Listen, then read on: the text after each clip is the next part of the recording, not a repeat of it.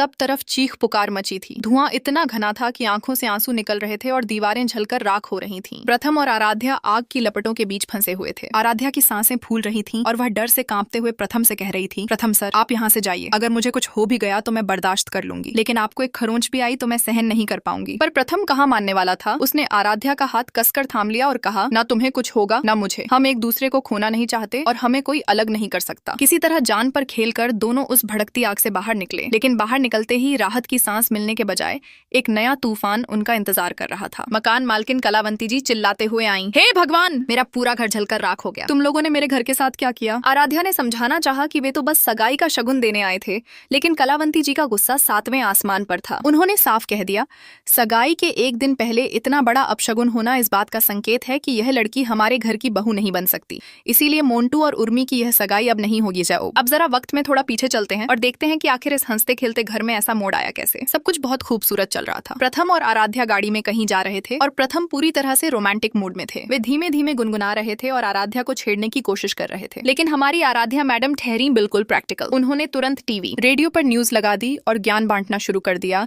कि न्यूज सुनने से देश की जानकारी बढ़ती है। तभी न्यूज में आता है कि स्टार म्यूजियम से 1 करोड़ की बेशकीमती मूर्ति चोरी हो गई है। आराध्या गंभीर हो गई, पर प्रथम कहाँ मानने वाले थे। उन्होंने हंसते हुए कहा कि कमिश्नर का कॉल तो आ गया होगा तुम्हें, आखिर दुनिया की सबसे समझदार औरत जो हो। फिर प्रथम ने थोड़ा और ड्रामा किया, अरे आराध्या, म्यूजियम की चोरी का तुम्हें दुख है, पर तुम्हारे पति की इतनी कीमती चीज घूम गई उसका क्या? मेरा दिल, मेरी रातों की नींद सब चोरी हो गया। आराध्या ने जब ध्यान नहीं दिया तो प्रथम ने अपनी जेब से एक रबर की नकली छिपकली निकाली और आराध्या के ऊपर फेंक दी। आराध्या छिपकली से इतना डरती थी कि सीधा प्रथम से जाकर लिपट गई। बाद में जब पता चला कि वह नकली छिपकली थी तो आराध्या चिढ़ गई और बोली, प्रथम सर, आप बचपना छोड़िए, गाड़ी चलाइए, हमें सेठी जी के घर जाकर सगाई की तैयारियों का शगुन देना है। दोनों सेठी जी के आलीशान बंगले पर पहुंचे। बंगला बहुत बड़ा और सुंदर था, पर वहाँ अजीब सा सन्नाटा पसरा हुआ था। आराध्या और प्रथम ने बाहर खड़े माली से पूछा कि सेठी जी कहाँ हैं? तो माली ने बताया कि वे तो बाहर गए हैं। तभी अचानक कहीं से एक पत्थर उड़ता हुआ आया और सीधे उस माली के सिर पर जा लगा। माली लहूलुहान हो गया। प्रथम उसे संभालने लगे और आराध्या अंदर फर्स्ट एड बॉक्स ढूंढने भागी, लेकिन जैसे ही आराध्या ने बंगले के अंदर कदम रखा उसकी आंखें फटी की फटी रह गईं। घर का सारा सामान कपड़ों से ढका हुआ था, जैसे वहाँ बरसों से कोई रहता ही न हो। आराध्या सोचने लगी कि कल ही तो सेठी जी हमारे घर शगुन लेकर आए थे, तो रातों रात घर ऐसे बंद करके कैसे जा सकते हैं, और अगर कोई रहता है तो सब कुछ ढका हुआ क्यों है? अभी आराध्या यह सब सोच